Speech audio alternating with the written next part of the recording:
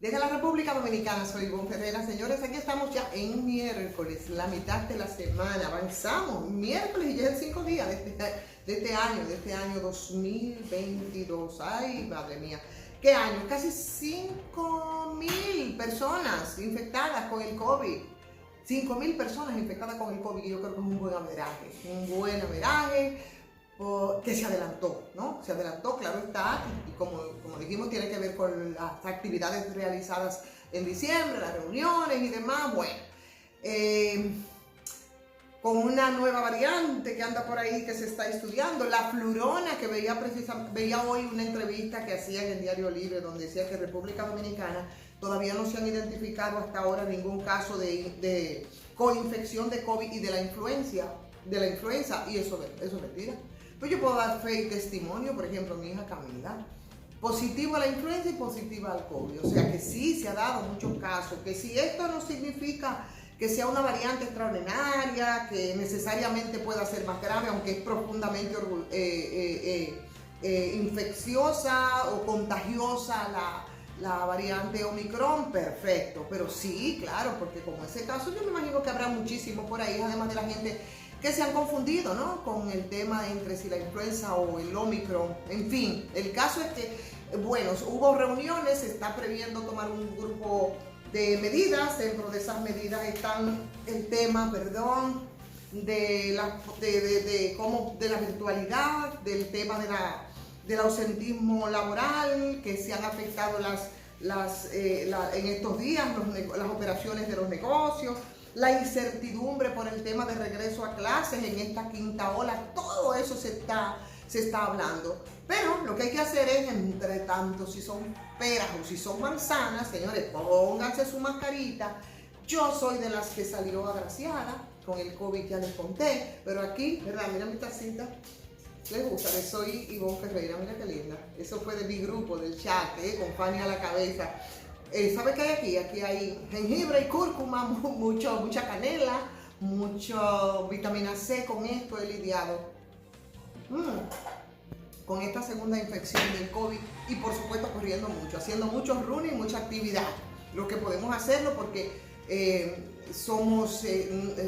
no tenemos ningún tipo de síntomas, somos los llamados asintomáticos. Lo que parece que no es asintomático es lo que está ocurriendo con todo el tema, señores, de el caso Antipulpo. Anda, ahí en esas 3.145 páginas de todo tipo, señores, de síntomas han aparecido. Y hoy los diarios destacan la información de cómo pagó 5.900.000 pesos por un solar de 2 millones de metros cuadrados. Ay, Virgencita de la Altagracia, una cantera donde hay muchísimos materiales para la construcción, que eso es aquí en este país un dineral. Pero ahí hay una mina, y para que tengamos una idea de cuánto es, como hoy destacan los diarios, por supuesto, a partir del librajo del Ministerio Público, esos son 2 veces la ciudad colonial.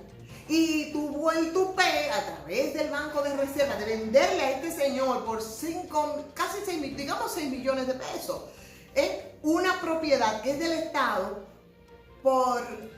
y que debe de costar, está rondando los 400 millones, por 6 millones de pesos, a través del Banco del Estado. Pero ven acá, aquí además de pagar, las autoridades de esa propiedad, que es por allá, por mi provincia, en Bauruco, esa propiedad que era del Estado y que se hizo el negocio a través del Banco de Reserva, las autoridades del Banco de Reserva en el momento tienen que dar cuenta, tienen que ser llamadas. Por eso una fuente bastante cercana me ha comentado, señores, este caso pica y se extiende. El caso Antipulpo, ustedes no pueden imaginar la dimensión y la cantidad de personas involucradas. Y en efecto, por supuesto que sí, porque en este caso, por suerte que el Ministerio Público ha hecho un trabajo, una labor, ¿no?, bastante encomiable, y ese terreno fue de los que se devolvió. Francisco Pagán devolvió ese terreno de 2 millones de metros cuadrados, Virgen de la Altagracia, por el que pagó 6 millones de pesos. La propiedad, que en principio se creía que era una finca agrícola. Cuando se hizo el levantamiento, mi querido, ahí se da cuenta que es una cantera de producción. Imagínense ustedes que de ahí se podría sacar más de 1.000 millones de pesos. Vaya que negocio, ¿no? Ni caído del cielo, señor Pagán. Entonces, cuando tú ves estos casos, tú dices, pero es que esto desborda.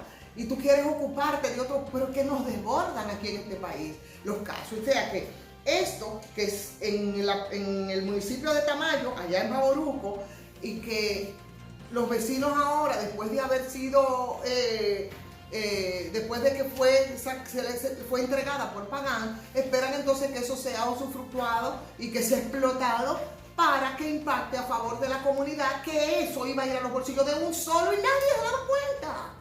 O sea, nadie se daba cuenta en este país, no, ni por asomo, a nadie le llamaba la atención. Las mismas gentes del Banco de Reserva, el Banco del Estado, el Banco Estatal, con unos terrenos estatales que es de todo normal y sin problema, una laxitud contable de esta gente, pues ellos tendrán que explicar perfectamente si era que todos estaban locos o si era que muchos son cómplices de este caso. Impresionante, y con lo que nos vamos a encontrar, señores, ustedes no tienen una idea. Estamos leyendo aquel libraco, evidentemente que nos va a tomar mucho tiempo para poder completarlo, pero quedan y hay muchas sorpresas. Como sorpresa es el caso, por ejemplo, de Macarrulla, Lisandro Macarrulla, para ahora venir a esta administración.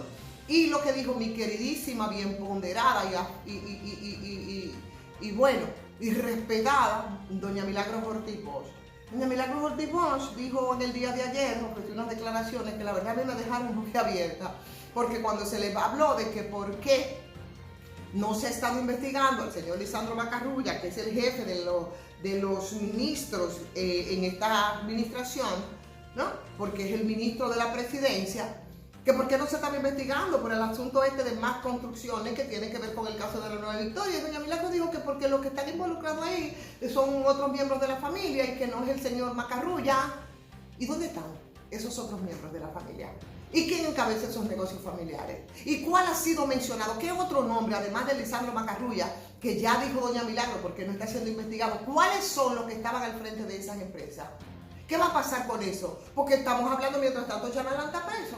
Estamos hablando del mismo expediente de Jean Alain, y la empresa que más cotizó en eso, que fue el caso de la Nueva Victoria, fue más construcciones. Entonces yo espero que si el señor Lisandro no tiene que ser siquiera investigado en este caso porque eran negocios de la familia, pues quien estaba encabezando la empresa Más Construcciones pues sea llamado, porque ese es un caso gordo, grueso, señores, y espeluznante. No lo conocemos todavía con todos sus detalles. Mientras tanto, Jean Alain en su digna cárcel, como él decía cuando era procurador, que no procuraba, ¿verdad?, más que proteger a delincuentes según lo que ha dicho el Ministerio Público. Mientras tanto está ahí guardando prisión, y cuando ese caso se vaya a conocer, porque se siguen reuniendo documentos y pruebas, yo quiero que aparezcan entonces los representantes de las empresas familiares del señor Macarrulla. Porque esto tiene que ser como la monjita para todos, para absolutamente todos. Y claro está, estamos hablando de algo que no tenía que ver con este gobierno, con esta administración, esa es la verdad, fue parte del gobierno anterior. Pero bueno, todos, todos. Y a propósito de todos, el tema del nuevo Código Penal, pasando por el tuit del obispo de Baní, el señor Masalle. El señor Masalle armó un reperpero que eso vincula y conecta perfectamente con todo el tema del Código Penal, cuando hablaba de que los americanos le quitarían la visa a los presidentes de las cámaras que no incluyeran los temas de género en toda la discusión del Código Penal. Un Código Penal que lo que ha denotado, señores, es la marrulla de ese Congreso que tenemos nosotros. ¡Qué barbaridad! Pero aparecen ahora dos dinámicos diputados del Partido Reformista que desde que están involucrados en cualquier acción, óyeme, sin verlo, yo sé que nada bueno sale de Ramón Rogelio Genao y Castro Silverio, en este caso. Y lo que ha sido ese código, que ha dado tantas y tantas vueltas, ¿no?, para conocerse, en 24 horas, con el aval de Pacheco, se supone que nosotros vamos a tener entonces el mentado Código Penal, que para mí eso es un código muerto. Eso no va para ningún lado, señores. 170 títulos en 24 horas estaba para conocerse. Lo mismo que se había aprobado en el Senado, lo mismo que había sido rechazado, exactamente lo mismo, con los temas que han sido más controversiales en este caso y que tiene que ver, como hoy desglosa perfectamente el periódico Diario Libre, en una de sus informaciones destacadas en primera página, donde se habla precisamente de cómo se agregó en el párrafo 3 del artículo 123, lo que se habla de no considerar la violencia intrafamiliar sobre la corrección y disciplina de los hijos, por un lado, y por otro lado, las modalidades agravadas de la violación sexual cuando esta no es motivada sobre la base de la corrección por orientación sexual, por otro lado. Y aquí llegamos entonces al caso de la homosexualidad, que es uno de los casos que urtica tanto a gente que, como el obispo Masalle, ¿verdad?, les preocupa tanto hasta el punto de que porque no satisface lo que son la visión de la iglesia o de un sector de la iglesia que tiene que ver con el tema de la homosexualidad, entonces le crea tantas preocupaciones. Pero se olvida, y hay que decírselo al obispo Masalle y a esa parte de la cúpula de la iglesia, señores, homosexual era el representante del Vaticano aquí en este país, ese mismo que violaba muchachitos, lo que además era homosexual y pederasta. ¿O no fue el representante del Vaticano el que terminó suicidándose allá en Roma por violar a los muchachitos de Juncalito? Depredador sexual y homosexual. Entonces, en la iglesia sí, ¿verdad? Pero los ciudadanos y sus preferencias, que no tienen nada que ver con lo que es la aplicación de la ley, con lo que tiene que ver con perimir los delitos, por ejemplo, de corrupción, en lo que ese poder que ha sido siempre permanente, la Iglesia Católica ha mirado para otro lado mientras se depreda y se han tragado este país. Así no, es risible. Entonces ahí estamos dando vueltas de nuevo con el mentado Código Penal, que no va para ningún lado, señores. El Código Penal, eso no va para ningún lado, y se quisieron quedar con el tema de las 3 causales, ¿no? Que también eso tiene sus bemoles, entre otros elementos, las penas, los muchachitos, las preferencias sexuales y sobre todo el tema justamente de esas preferencias sexuales que ahora mortifica tanto a algunas cúpulas eclesiales, que se le olvida cómo se han nutrido y cómo ha avergonzado de lo que se ha referido incluso este Papa Francisco sobre la depredación sexual de niños, para lo que hay que ser, además de pederasta, también homosexual. Señores, agradecer como siempre a la Cooperativa Bomoncito, donde usted deposita su confianza.